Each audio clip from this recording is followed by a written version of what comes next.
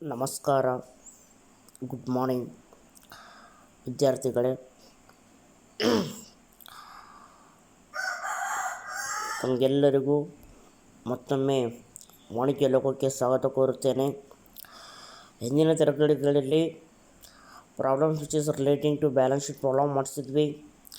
ಮೊದಲನೇ ಪ್ರಾಬ್ಲಮ್ ಮಾಡಿಸಿದ್ವಿ, ಎರಡನೇ ಪ್ರಾಬ್ಲಮ್ ಕೂಡ ಆಯಿತು. ಸೊ ಇವಾಗ ಪ್ರಾಬ್ಲಮ್ ನಂಬರ್ 3 ನೋಡೋಣ ವಿದ್ಯಾರ್ಥಿಗಳಿಗೆ. ಇವತ್ತು ಮಾಡಿಸೋದಂಥ ಪ್ರಾಬ್ಲಮ್ ಬಹಳ ಇಂಪಾರ್ಟೆಂಟ್. ಯಾಕಂತ ಹೇಳಿದರೆ ಈ ಒಂದು ಪ್ರಾಬ್ಲಮ್ಮು ಸಾಕಷ್ಟು ವರ್ಷಗಳಲ್ಲಿ ಕೇಳ್ಯಾರ. VSK ಯೂನಿವರ್ಸಿಟಿನಲ್ಲಿ ಕೇಳ್ಯಾರ, ಧಾರವಾಡ ಯೂನಿವರ್ಸಿಟಿನಲ್ಲಿ ಕೇಳ್ಯಾರ, ವುಮೆನ್ಸ್ ಯೂನಿವರ್ಸಿಟಿನಲ್ಲಿ ಕೇಳ್ಯಾರ. ಸೊ ಮತ್ತು ಈ ಪ್ರಾಬ್ಲಮನ್ನು ಹಾಫ್ ಅಮೌಂಟ್ ಡಬಲ್ ಮಾಡಿ ಬೇರೆ ವಿಧಾನಗಳಲ್ಲಿ ಕೇಳ್ತಿದ್ದಾರೆ. ಇದು ಬಹಳ ಇಂಪಾರ್ಟೆಂಟ್ ವಿದ್ಯಾರ್ಥಿಗಳ. ಅದಕ್ಕಾಗಿ ಇದಕ್ಕೆ ಸಾಕಷ್ಟು ಗಮನವನ್ನು ಹರಿಸಿ ನಾನು ಹೇಳುವಂಥ ಪ್ರಾಬ್ಲಮನ್ನು ಚೆನ್ನಾಗಿ ನೋಡಿಕೊಳ್ಳ್ರಿ, ಚೆನ್ನಾಗಿ. ಸೊ ಅದನ್ನು ಸೊಲ್ಯೂಷನ್ ಕೂಡ ಮಾಡೋಣ ವಿದ್ಯಾರ್ಥಿಗಳೇ. ಹಾಗಾದರೆ ಬರ್ರಿ, ಪ್ರಾಬ್ಲಮ್ ಯಾವುದಂತ. ಇದು GV Baligar text book. So page number ಬಂದು ನಿಮಗೆ 64, ಪ್ರಾಬ್ಲಮ್ ನಂಬರ್ ಬಂದು 5. ಇದು ಬಹಳ ಇಂಪಾರ್ಟೆಂಟ್ ಪ್ರಾಬ್ಲಮ್ ವಿದ್ಯಾರ್ಥಿಗಳೇ.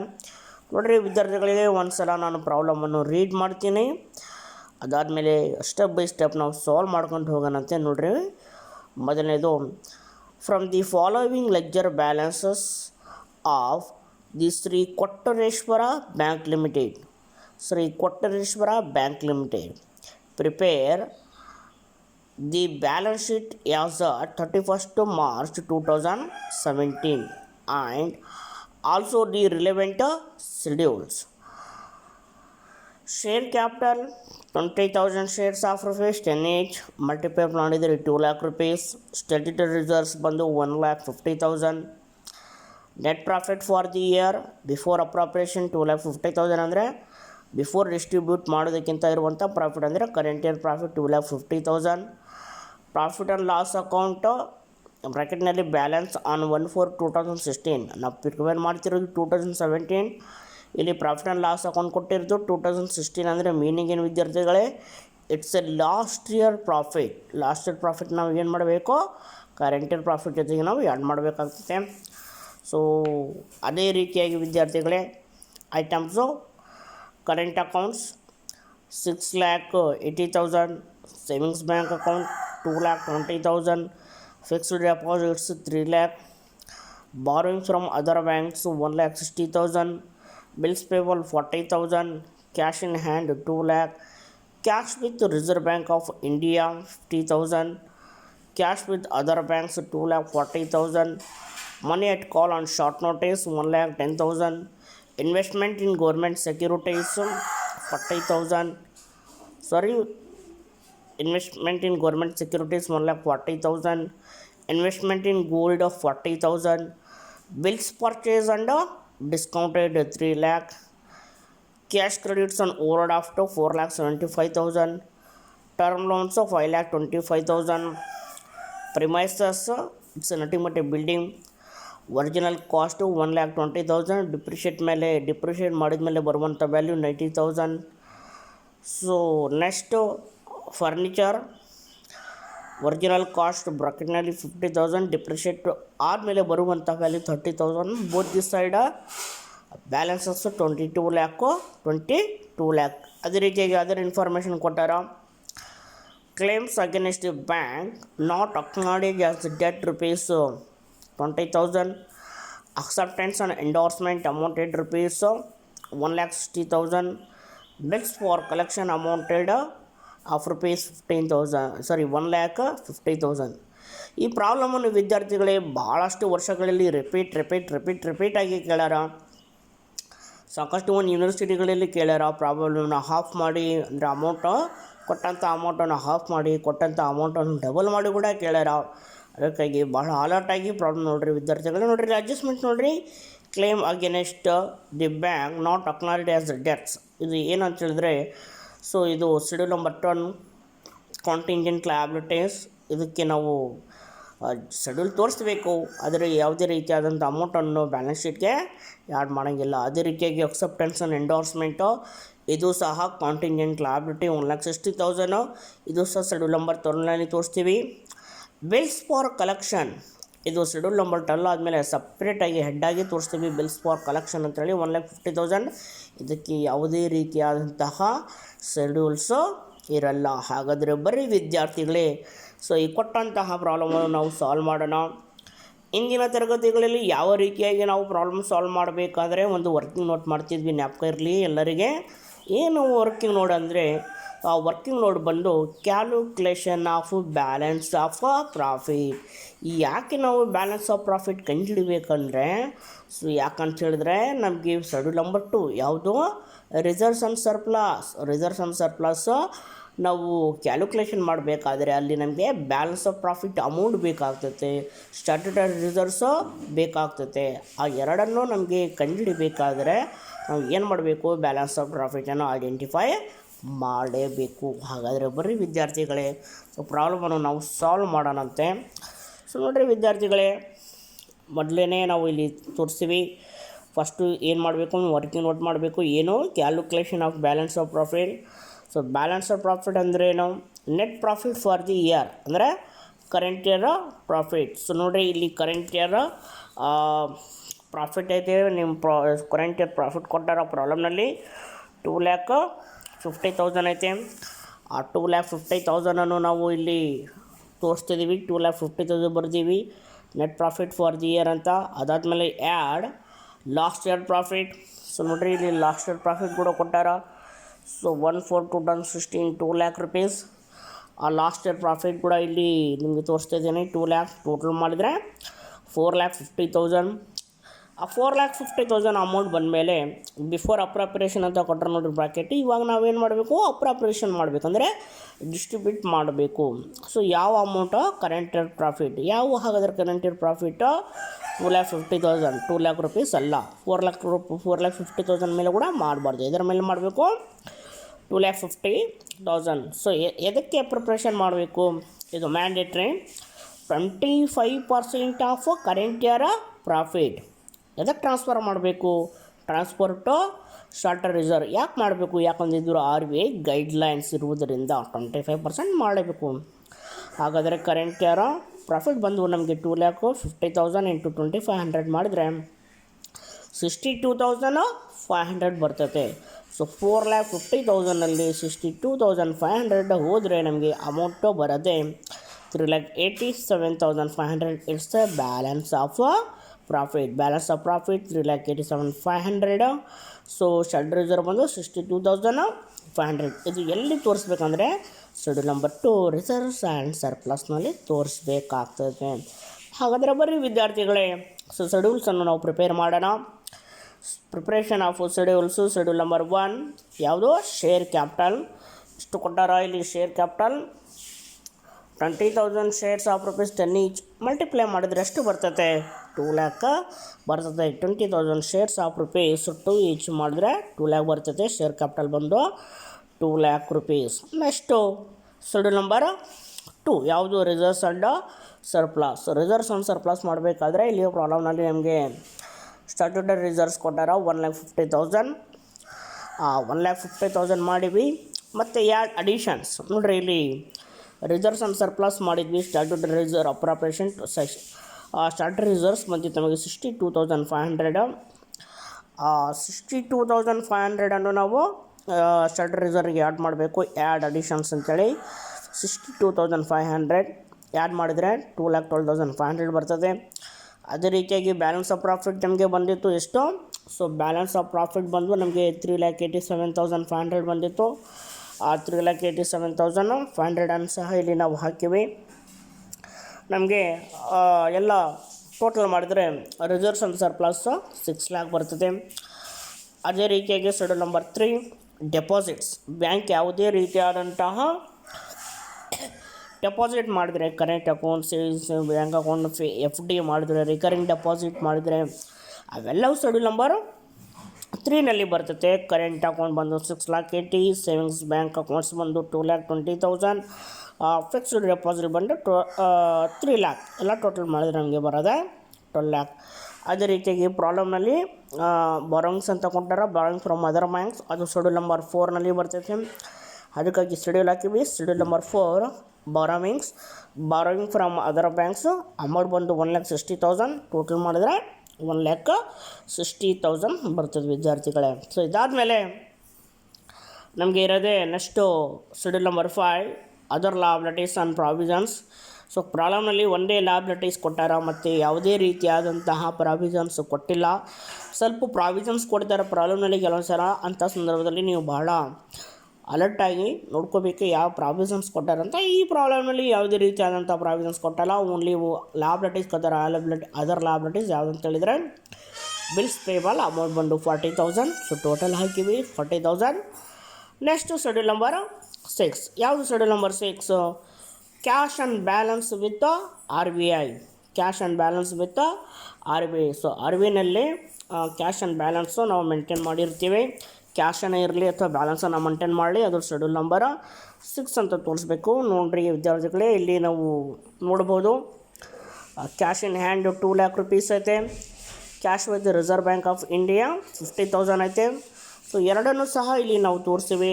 Cash in hand 2 lakh, cash with reserve bank of India 50,000 ಎರಡು ಆ್ಯಡ್ ಮಾಡಿದರೆ ನನಗೆ ಬರೋದೆ 2,50,000 rupees. Next schedule number 7 balances with other banks. ಅಂದರೆ ರಿಸರ್ವ್ ಬ್ಯಾಂಕ್ ಬಿಟ್ಟು ಯಾವುದೇ ಬ್ಯಾಂಕ್ನಲ್ಲಿ ನಾವು ಬ್ಯಾಲೆನ್ಸನ್ನು ಮೇಂಟೈನ್ ಮಾಡಿದರೆ ಅದು ಶೆಡ್ಯೂಲ್ ನಂಬರ್ 7ನಲ್ಲಿ ಬರ್ತದೆ. ಅದು ಬಿಟ್ಟು money at call on short notice ಕೂಡ ಶೆಡ್ಯೂಲ್ ನಂಬರ್ 7 ಬರ್ತದೆ. ಸೊ ಇಲ್ಲಿ ನೋಡ್ಬೋದು ನೀವು ಪ್ರಾಬ್ಲಮ್ನಲ್ಲಿ cash with other banks 1,10,000, money at call on short notice 1,40,000 ಕೊಟ್ಟಾರ. So 2,40,000 it's cash with other banks, money at call on short notice 1,10,000. So ಅದೇ ನಾವು ಇಲ್ಲಿ ತೋರಿಸಿ ನೋಡಿರಿ ವಿದ್ಯಾರ್ಥಿಗಳೇ. Cash with other banks 2,40,000, money at call on short notice 1,10,000, total ಮಾಡಿದರೆ 3,50,000. So next ನಮಗೆ ಬರೋದೇ ಶೆಡ್ಯೂಲ್ ನಂಬರ್ 8 ಇನ್ವೆಸ್ಟ್ಮೆಂಟ್ಸ್. ಬ್ಯಾಂಕ್ ಎಲ್ಲಾದರೂ ಇನ್ವೆಸ್ಟ್ಮೆಂಟ್ ಮಾಡಿ, shares, bonds, debentures, gold coins, silver ಎಲ್ಲಾದರೂ ಬ್ಯಾಂಕ್ ಇನ್ವೆಸ್ಟ್ಮೆಂಟ್ ಮಾಡಿದರೆ ಅವೆಲ್ಲವೂ ಎಲ್ಲಿ ಬರ್ತೈತೆ? ಶೆಡ್ಯೂಲ್ ನಂಬರ್ 8ನಲ್ಲಿ ಬರ್ತೈತೆ. ಹಾಗಾದರೆ ಬರ್ರಿ ಬ್ಯಾಂಕ್ ಎಲ್ಲೆಲ್ಲಿ ಇನ್ವೆಸ್ಟ್ಮೆಂಟ್ ಮಾಡ್ಯಾರ ಅಂತ ನೋಡಿದರೆ ನಮಗೆ ಗೊತ್ತಾಗ್ತೈತೆ. So investment in government securities 1,40,000 ಐತೆ amount. Next investment in gold ಕೊಟ್ಟಾರ. ನೋಡ್ರಿ ಇನ್ವೆಸ್ಟ್ಮೆಂಟ್ ಇನ್ ಗೋಲ್ಡ್ ಕೊಟ್ಟಾರ. ಅಮೌಂಟ್ ಬಂದು ₹40,000. ಎರಡೇ ಅಲ್ಲಿ ಬ್ಯಾಂಕ್ ಮಾಡಿರುವಂಥ ಇನ್ವೆಸ್ಟ್ಮೆಂಟು. ಆ ಎರಡು ಇನ್ವೆಸ್ಟ್ಮೆಂಟನ್ನು ಸಹ ಇಲ್ಲಿ ನಾವು ತೋರಿಸ್ತೀವಿ. Investment in government securities 1,40,000, investment in gold 40,000, total ಬಂದು 1,80,000. Next schedule number 9 loans and advances ಅಂತ ಕರಿತೀವಿ. ಸೊ ಇಲ್ಲಿ 3 ಐಟಮ್ಸ್ ಇದಾವ. Bills purchase and discounted 3 lakh, cash credits and overdrafts 4,75,000, term loans 5,25,000. ಇವೆಲ್ಲ ಬ್ಯಾಂಕು ಪಡೆದುಕೊಂಡಂತಹ ಅಡ್ವಾನ್ಸಸ್. ಟೋಟಲ್ ಮಾಡಿದರೆ 13 lakh ಬರ್ತದೆ. ಅದೇ ರೀತಿಯಾಗಿ ಶೆಡ್ಯೂಲ್ ನಂಬರ್ 10 ಬಂದು ಫಿಕ್ಸ್ಡ್ ಅಸೆಟ್ಸ್. ಸೊ ಫಿಕ್ಸ್ಡ್ ಅಸೆಟ್ಸ್ನಲ್ಲಿ ಫಸ್ಟ್ ಒಂದು ಐಟಮ್ ಬಂದು ಏನು ನೋಡಿರಿ, ಪ್ರಿಮೈಸಸ್ಸು ಒರಿಜಿನಲ್ ಕಾಸ್ಟ್ ಬಂದು 1,20,000, ಡಿಪ್ರಿಷಿಯೇಟ್ ಮಾಡಿದ ಮೇಲೆ ಬರುವಂಥ ವ್ಯಾಲ್ಯೂ 90,000. ಸೊ ಲಾಸ್ಟ್ ನಿಮಗೆ ಸ್ವಲ್ಪ ಒಂದು ಇನ್ಫಾರ್ಮೇಷನ್ ಹೇಳಿದೆ ವಿದ್ಯಾರ್ಥಿಗಳೇ. ಯಾವುದೇ ರೀತಿಯಾದಂಥ ಅಸೆಟ್ಸು ಡಿಪ್ರಿಷಿಯೇಟ್ ಆದಮೇಲೆ, ಸೊ ಡಿಪ್ರಿಷಿಯೇಟ್ ಆದರೆ ಅದು ಡಿಪ್ರಿಷಿಯೇಟ್ ವ್ಯಾಲ್ಯೂ ಏನಾದರೂ ಅಡ್ಜಸ್ಟ್ಮೆಂಟ್ನಲ್ಲಿ ಕೊಟ್ಟರೆ ಒರಿಜಿನಲ್ ವ್ಯಾಲ್ಯೂ ಇದು ಆಗೋಲ್ಲ, ಇದಾಗ್ತೈತೆ. ಈ ವ್ಯಾಲ್ಯೂನಲ್ಲಿ ನಾವು ಡಿಪ್ರಿಷಿಯೇಟ್ ವ್ಯಾಲ್ಯೂ ಲೆಸ್ ಮಾಡಬೇಕಾಗ್ತದೆ, ಅವು ಒರಿಜಿನಲ್ ವ್ಯಾಲ್ಯೂ ಬರ್ತೈತೆ. ಬಟ್ ಪ್ರಾಬ್ಲಮ್ನಲ್ಲಿ ಏನಾದರೂ ಅಡ್ಜಸ್ಟ್ಮೆಂಟ್ನಲ್ಲಿ ಡಿಪ್ರಿಷಿಯೇಟ್ ವ್ಯಾಲ್ಯೂ ಕೊಟ್ಟಿಲ್ಲ. ಸೊ ಇಲ್ಲಿ ಬ್ರಾಕೆಟ್ನಲ್ಲಿ ಕೊಟ್ಟು ಆಟೋ ಕಾಲಮ್ ಕೊಟ್ಟ ಅಂದರೆ ಮೀನಿಂಗ್ ಏನು, ಇದು ಒರಿಜಿನಲ್ ವ್ಯಾಲ್ಯೂ ಡಿಪ್ರಿಷಿಯೇಟ್ ಮಾಡಿದ್ಮೇಲೆ ಇದು ಬರುವಂಥ ವ್ಯಾಲ್ಯೂ. ಅಂದರೆ 1,20,000 ಮೈನಸ್ 90,000 ಮಾಡಿದರೆ ನಮ್ಗೆ ಏನು ಬರ್ತಿದೆ ಡಿಫ್ರೆಂಟ್ ಅಮೌಂಟು 30,000 ಇದೆ ಡಿಪ್ರಿಷಿಯೇಷನ್. ಸೊ 1,20,000 ಮೈನಸ್ 30,000 ಮಾಡಿದರೆ ನಮಗೆ ಬರೋದೆ 90,000. ಸೊ ನಾವು ಅದೇ ರೀತಿಯಾಗಿ ಮಾಡಿ ನೋಡ್ರಿ. ಇಲ್ಲಿ ಪ್ರಿಮೈಸಸ್ 1,20,000 ಲೆಸ್ ಡಿಪ್ರಿಷಿಯೇಷನ್ 30,000 ಮಾಡಿದರೆ 90,000 ಬರ್ತದೆ. ಅದೇ ರೀತಿಯಾಗಿ ಫರ್ನಿಚರ್ ಕೂಡ ಐತೆ. ಸೊ ಒರಿಜಿನಲ್ ಕಾಸ್ಟ್ 50,000, 15ನಲ್ಲಿ 30 ಹೋದರೆ 20,000, ಏನದು ಡಿಪ್ರಿಷಿಯೇಷನ್ ವ್ಯಾಲ್ಯೂ. ಸೊ ಮತ್ತೆ 50,000 ಮೈನಸ್ 20,000 ಮಾಡಿದರೆ ನಮಗೆ ಬರೋದೆ ಅದು ಏನಿದು ಅಂದರೆ ಡಿಪ್ರಿಷಿಯೇಷನ್ ಆದಮೇಲೆ ಬರುವಂತಹ ವ್ಯಾಲ್ಯೂ. ಸೊ ಇದು ಔಟರ್ ಕಾಲಮ್ನಲ್ಲಿ ತೋರಿಸ್ಯಾರ. ನಾವು ಕೂಡ ಅದೇ ರೀತಿಯಾಗಿ ಮಾಡಿವಿ. ಫರ್ನಿಚರ್ 50,000 ಲೆಸ್ ಡಿಪ್ರಿಷಿಯೇಷನ್ 20,000 ಮಾಡಿದ್ರೆ 30,000, 90 + 30 ಮಾಡಿದ್ರೆ 1,20,000. It's A fixed assets. ಅದಾದಮೇಲೆ ಈ ಪ್ರಾಬ್ಲಮಲ್ಲಿ ಯಾವುದೇ ರೀತಿಯಾದಂತಹ ಅದರ್ ಅಸೆಟ್ಸ್ ಇಲ್ಲ. ಅದಕ್ಕೆ ನಾವು ಶೆಡ್ಯೂಲ್ ನಂಬರ್ 11 ಹಾಕಿಲ್ಲ, ಇಲ್ಲ ಅಂತ ತೋರಿಸ್ಬೇಕದು. ಶೆಡ್ಯೂಲ್ ನಂಬರ್ 12 ಅಂತ ಐತೆ ಕಾಂಟಿಂಜೆಂಟ್ ಲಯಬಿಲಿಟಿ. ಅದು ಎಲ್ಲೈತೆ ಅಂತ ಹೇಳಿದರೆ ಅಡ್ಜಸ್ಟ್ಮೆಂಟ್ನಲ್ಲೇ ಇದೆ. Claims against the bank not ಅಕ್ನಾಲೇಜ್ಡ್ as debts 20,000. Acceptance and endorsement ಬಂದು 1,60,000. ಟೋಟಲ್ ಮಾಡಿದರೆ 1,80,000.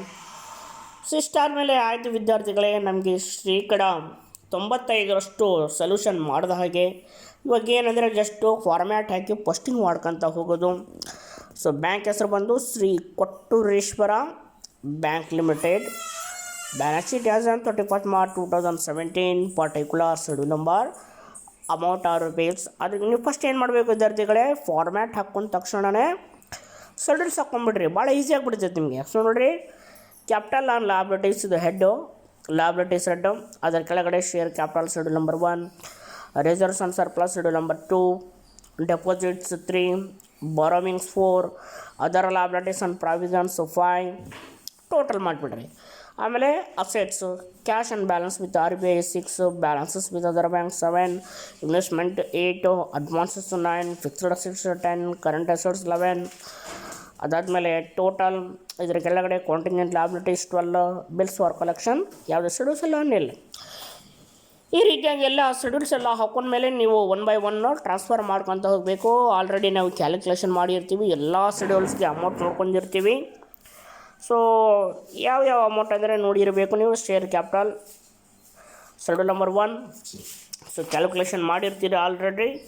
ಸೊ ನೋಡಿರಿ, ಶೇರ್ ಕ್ಯಾಪಿಟಲ್ ನಾವು ಕ್ಯಾಲ್ಕುಲೇಷನ್ ಮಾಡಿವಿ. 2 lakh rupees. ಆ 2 lakh rupeesನ್ನೇ ಇಲ್ಲಿ ಟ್ರಾನ್ಸ್ಫರ್ ಮಾಡಿವಿ.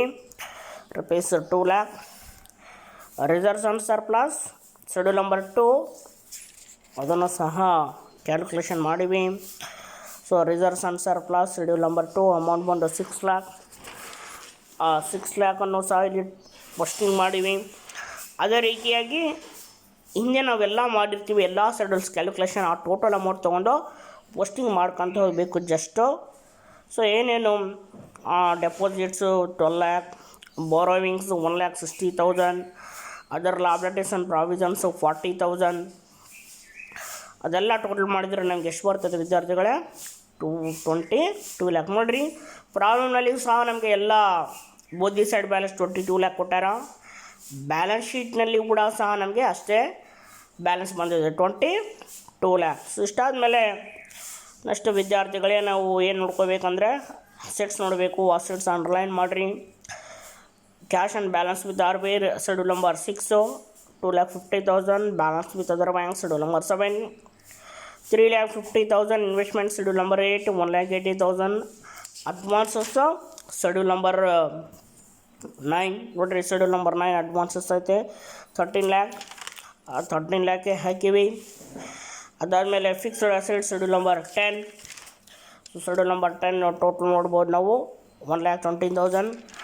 1,20,000 ಸಹ ಇಲ್ಲಿ ನಾವು ಪೋಸ್ಟಿಂಗ್ ಮಾಡಿವಿ. Other asset schedule number 11.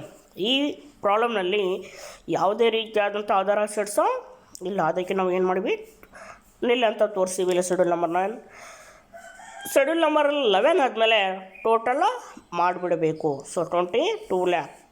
Next contingent and liabilities schedule number 12, 1,80,000. So ಇಲ್ಲಿ ನಾವು ಕ್ಯಾಲ್ಕುಲೇಷನ್ ಮಾಡಿವಿ 1,80,000 ಕಾಂಟಿಂಜೆಂಟ್ ಲಯಬಿಲಿಟಿ.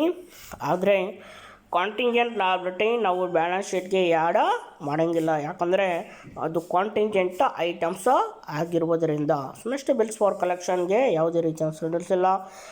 ಟೋಟಲ್ ಅಮೌಂಟ್ ಆಗಬೇಕು 1,50,000. ನೋಡಿರಿ, ಇದು May 2017 BCom TPP BComಗೆ ಕೇಳ್ಯಾರ. ಸೊ ಮತ್ತು ಸಾಕಷ್ಟು ಒಂದು ವರ್ಷಗಳಲ್ಲಿ ಸಹ ರಿಪೀಟ್ ಕ್ವಶನ್ ಕೇಳ್ಯಾರ ವಿದ್ಯಾರ್ಥಿಗಳೇ. ಸೊ ಈ ಒಂದು ಪ್ರಾಬ್ಲಮ್ನು ಬಹಳ ಅಲರ್ಟಾಗಿ ಮಾಡಿರಿ, ಬಹಳ ಹುಷಾರಿಂದ ಮಾಡಿರಿ. ಆಲ್ಮೋಸ್ಟ್ ಆಲ್ ನಿಮಗೆ ಎಕ್ಸಾಮ್ನಲ್ಲಿ ಬಹಳ ಸರಳವಾದಂಥ ಪ್ರಶ್ನೆಗಳೇ ಕೇಳ್ತಾರೆ, ಹೆಚ್ಚು ಅಡ್ಜಸ್ಟ್ಮೆಂಟ್ ಇರುವಂಥ ಕೇಳೋಂಗಿಲ್ಲ. ಸೊ ಅದಕ್ಕಾಗಿ ನಿಮ್ಮ ಗಮನವನ್ನು ಕರೆಕ್ಟಾಗಿ ಕೇಂದ್ರೀಕರಿಸಿ ನಿಮ್ಮದು ಕೆಲಸ ಇಷ್ಟೇ, ನಾನು ಪದೇ ಪದೇ ಇಷ್ಟೇ ಹೇಳ್ತಿರ್ತೀನಿ ಪ್ರತಿಯೊಂದು ತರಗತಿಗಳಲ್ಲಿ. ಏನು ಅಂತ ಹೇಳಿದ್ರೆ, ನಿಮ್ಮ ಮೊದಲನೇ ಕೆಲಸನೇ ಯಾವ ಒಂದು ಐಟಮು ಯಾವ ಹೆಡ್ ಕೆಳಗಡೆ ಬರ್ತದೆ ಇದು ನೋಡ್ಕೊಂಡಿದೆ ನೀವು ಮಾಡಬೇಕಾದಂತಹ ಪ್ರಮುಖವಾದಂಥ ಕೆಲಸ. ಸೊ ಇದು ನಿಮಗೆ ನಾನು ಮಾಡಿಸ್ತಿರೋದು 3ನೇ ಪ್ರಾಬ್ಲಮ್. ಮತ್ತು ಮುಂದಿನ ತರಗತಿಗಳಲ್ಲಿ ಇನ್ನೊಂದು ಪ್ರಾಬ್ಲಮ್ ಜೊತೆಗೆ ಮತ್ತೆ ಭೇಟಿಯಾಗೋಣ ವಿದ್ಯಾರ್ಥಿಗಳೇ. ಅಲ್ಲಿಯವರೆಗೂ ನಮಸ್ಕಾರ.